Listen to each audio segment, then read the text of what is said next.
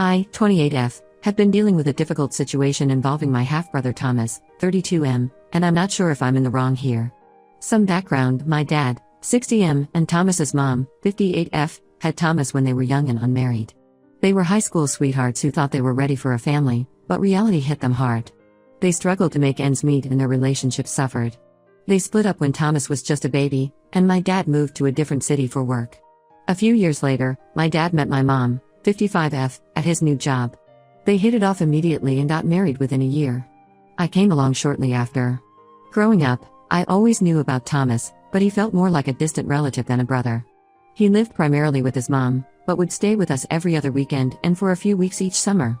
My earliest memories of Thomas are from when I was about 5 or 6. I remember being excited to have a big brother, but Thomas never seemed to share that enthusiasm. He was always quiet and withdrawn during his visits. As we got older, I started to understand why. Thomas clearly resented my dad for not being around full-time and seemed jealous of my closer relationship with our father. I vividly remember one summer when I was 10 and Thomas was 14.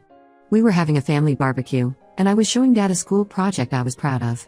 Thomas suddenly stormed off, and when Dad went to check on him, I overheard Thomas yelling about how Dad never cared about his accomplishments. It was the first time I really understood the depth of Thomas's pain. As we entered our teenage years, the tension between us only increased. Thomas struggled in school, often getting into trouble and barely passing his classes. Meanwhile, I was a straight-A student involved in various extracurricular activities. This seemed to make Thomas even more resentful towards me. I remember one Thanksgiving when I was 16, I was excitedly telling the family about my college plans. Thomas, who had dropped out of community college a few months prior, made a snide comment about how I had it easy growing up in a real family with both parents. The room went silent, and I felt horrible, even though I knew I hadn't done anything wrong. Our dad always tried to foster a better relationship between us. He would plan activities for all of us to do together during Thomas's visits, like fishing trips or game nights. But these often ended in awkward silences or arguments. As much as Dad tried, he couldn't bridge the gap between us. As adults, Thomas and I only saw each other at family gatherings a few times a year. We were polite but distant. Thomas bounced between various jobs, retail, construction, food service, never seeming to find his footing.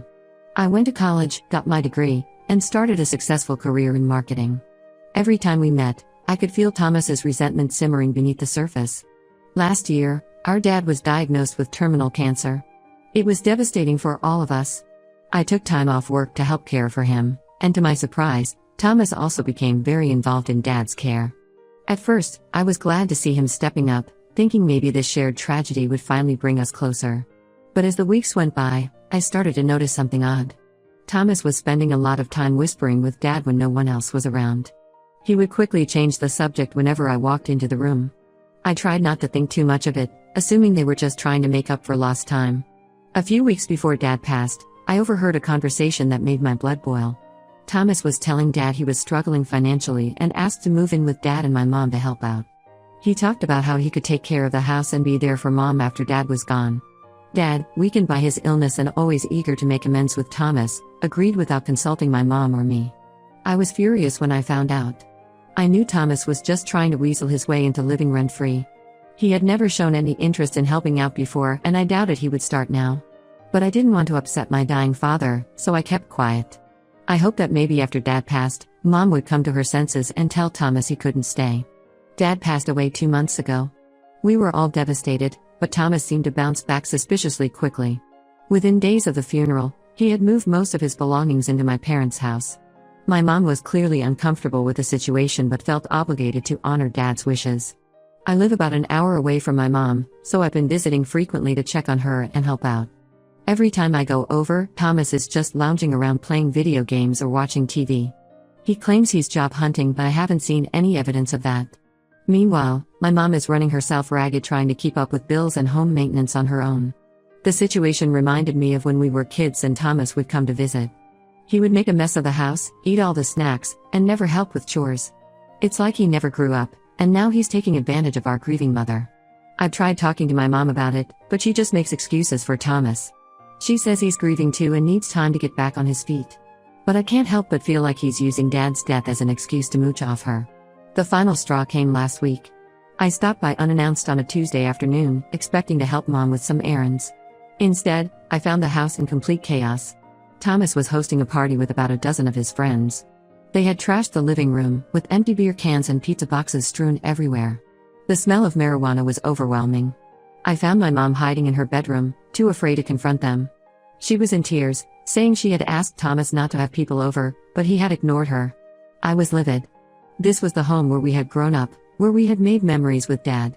And Thomas was disrespecting it like this. I stormed into the living room and kicked everyone out. Thomas tried to argue with me, slurring his words and reeking of alcohol. I told him he needed to move out immediately. He got angry and said I had no right to kick him out of his house.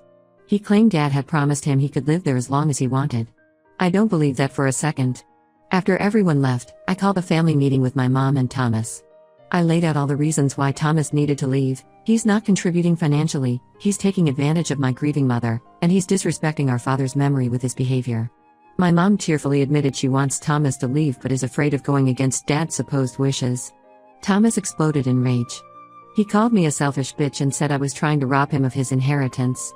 He brought up all sorts of childhood grievances, saying I always got everything while he got nothing.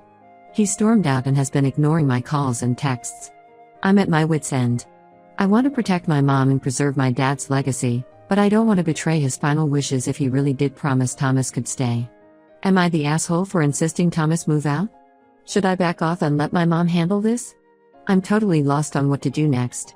Update 1. It's been about a month since my last post and unfortunately things have only gotten worse. I really appreciate all the advice and support from everyone who commented. After the blow-up with Thomas, I decided to take a step back and let my mom handle the situation for a while. I was hoping she would find the courage to stand up to Thomas on her own. Big mistake. I got a frantic call from my mom last week. Apparently, Thomas had convinced her to add him to her bank accounts just in case something happens. He claimed it was for her protection, but I knew he was up to no good. This reminded me of a similar incident from when we were teenagers. Thomas had convinced Dad to co-sign on a car loan for him, promising he would make all the payments. 6 months later, the car was repossessed because Thomas hadn't made a single payment. Dad ended up having to pay off the loan to save his credit score. I should have remembered this and been more vigilant. When I went over to investigate, I discovered Thomas had drained several $1,000s from my mom's accounts. He claimed it was to pay bills but couldn't produce any receipts. My mom was distraught but still reluctant to kick Thomas out. I started digging deeper and found out Thomas had been using mom's credit cards too. He had maxed out 2 of them on online gambling sites and various bars around town. It was clear he was spiraling out of control, but mom was still making excuses for him. I tried talking to Thomas about it, hoping to appeal to whatever sense of family he had left. I reminded him of all the times Dad had bailed him out in the past, the car loan, paying off his student loans, even covering his rent a few times when he was between jobs. I thought maybe if he remembered Dad's generosity, he'd feel guilty about taking advantage of Mom. But Thomas just laughed in my face. He said Dad owed him for all the years he wasn't around, and now Mom owed him too. He even had the audacity to say that since I had a good job, I should be the one supporting Mom, not him.